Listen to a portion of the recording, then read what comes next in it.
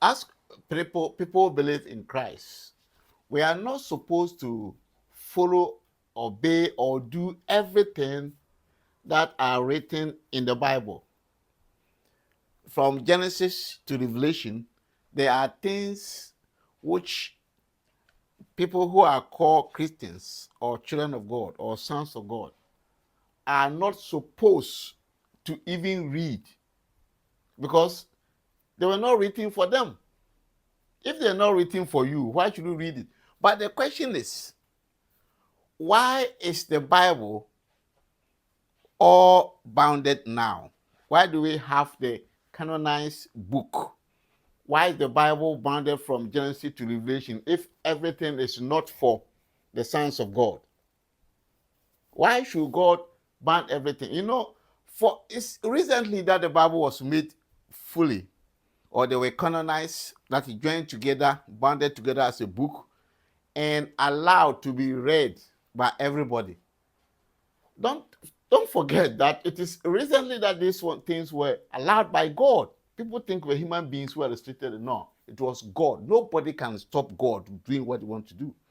So when you see people who were restricting people, banning people, Bibles for them not to read and those things, they were things which God himself was doing. In the days of the apostles, there was even nothing like the Bible. There were the scriptures, that is the scrolls, which are written some part in our Christian Bible, Genesis to Malachi. They call them the Hebrew Bible. They were there. They were on scrolls in the days of the apostles. So the apostles started now to preach Christ, the message of the gospel, sent into the world. Now, first of all, Jesus came and trained the apostles what is called the gospel. The gospel was not for them. He trained them because they were the ones who were going to bring it to the world. So he trained them in the gospel, and they brought the message to the world because the gospel is for the people of the world. Paul stated in Galatians 3:8 that it is heathens, that's the nations of the world, who are supposed to be justified by the faith in the gospel. The Jews don't need any justification by faith in the gospel. So in Romans 11, verse 26 to 28 says that all Israel shall be saved, even though they hate the gospel. Because salvation by justification through faith in the gospel is only for the Gentiles. It's not for the Israelites. So the Gentiles don't need your New Testament. They don't need your gospel for anything because they are going to be saved all right without the gospel.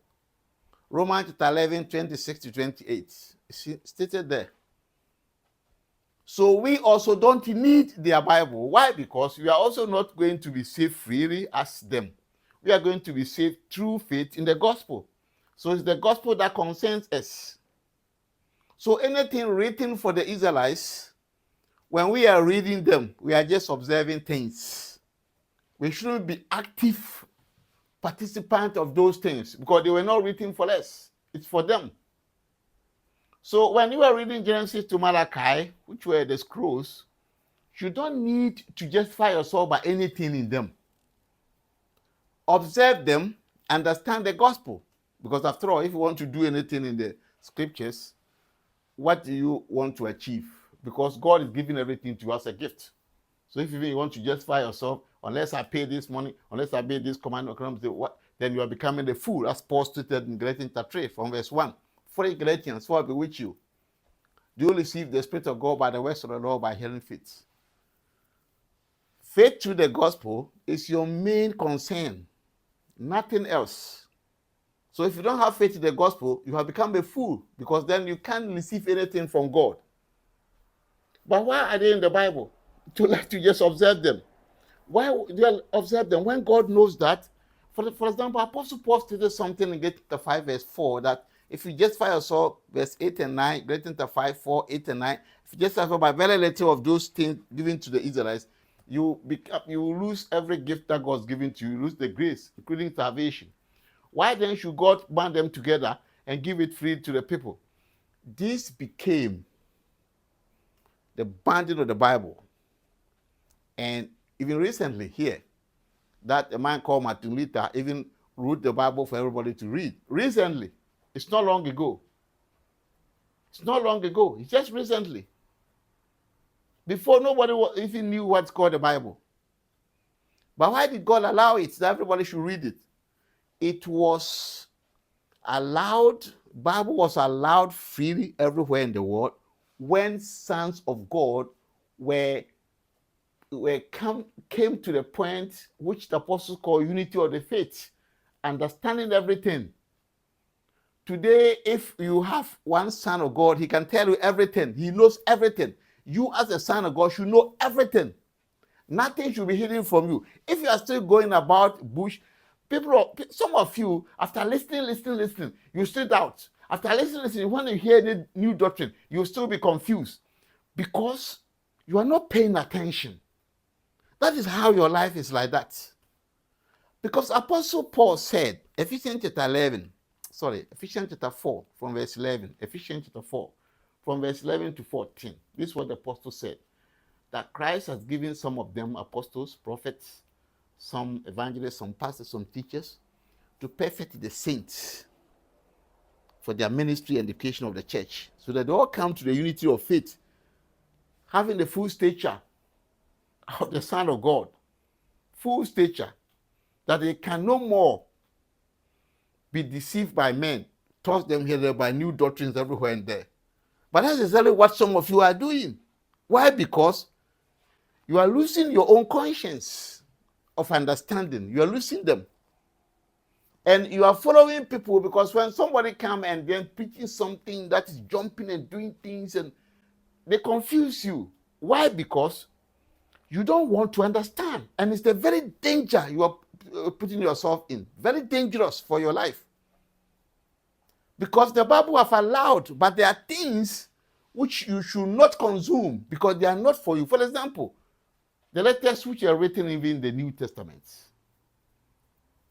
they are divided into two.